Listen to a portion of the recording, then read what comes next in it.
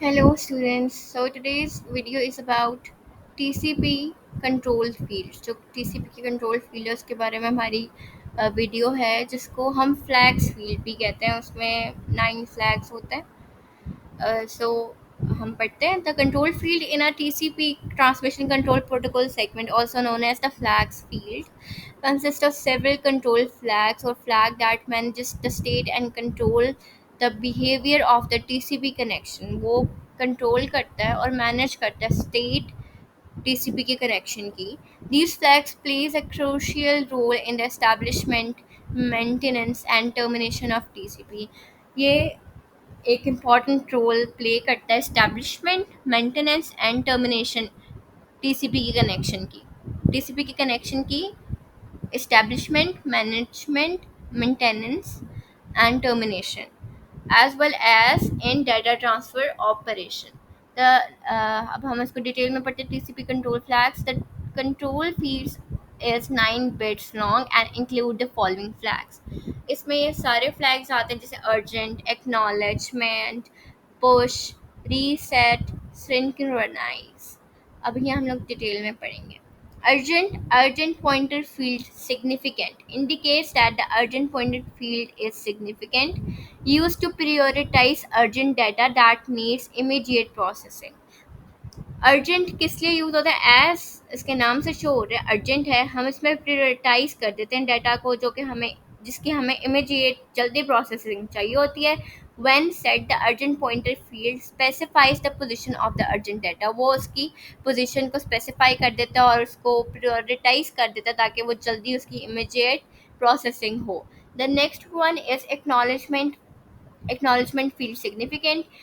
Acknowledgement number field is significant करता है when set, जब वो सेट होता है। It confirms the receipt of data by indicating the next expected sequence number. वो एक्नॉलेज कर देता है पुराने डाटा का कि ये रिसीव हो गया, और जो नेक्स्ट एक्सपेक्टेड जो उसको रिसीव होना होता है उसका सीक्वेंस नंबर इंडिकेट करता है। Used in all segments after the initial synchronise segment. ये सारे सेगमेंट पे यूज होता है सिंक्रोनाइजेशन सेगमेंट के बाद। The next is push function. Instruct the receiving TCP stack to pass the data to the application immediately। push करता है data को एप्लीकेशन में immediately rather than buffering it। उसको स्टोर करने के बजाय वो push करता है। Used for interactive application where immediate delivery is required। interactive application पे ये push function use होता है जहाँ पे आपको जल्दी immediate delivery required होती है। The next is reset the connection। Reset the connection, aborting it immediately, used to recover from errors and to reject invalid segments।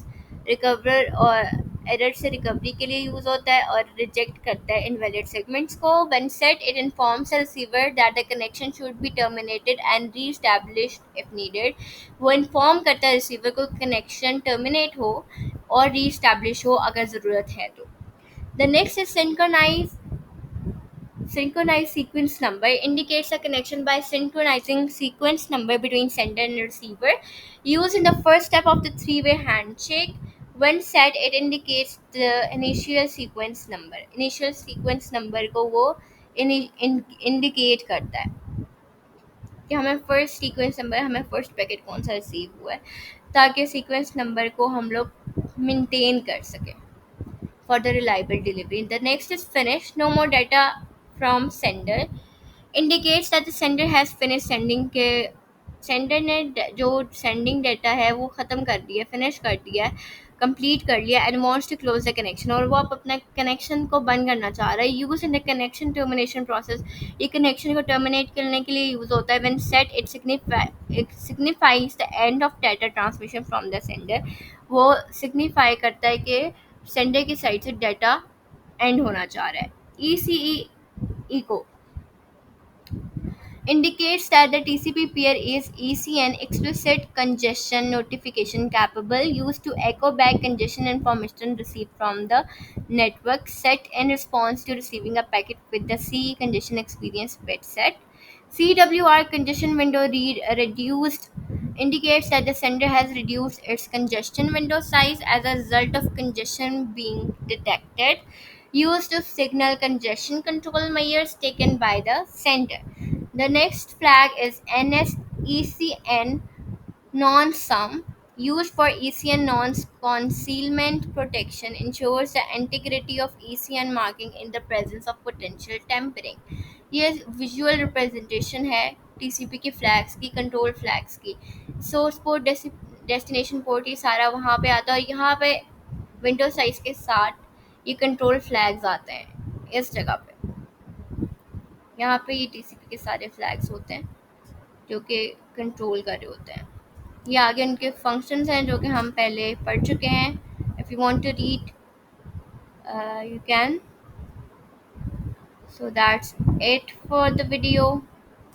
Thank you.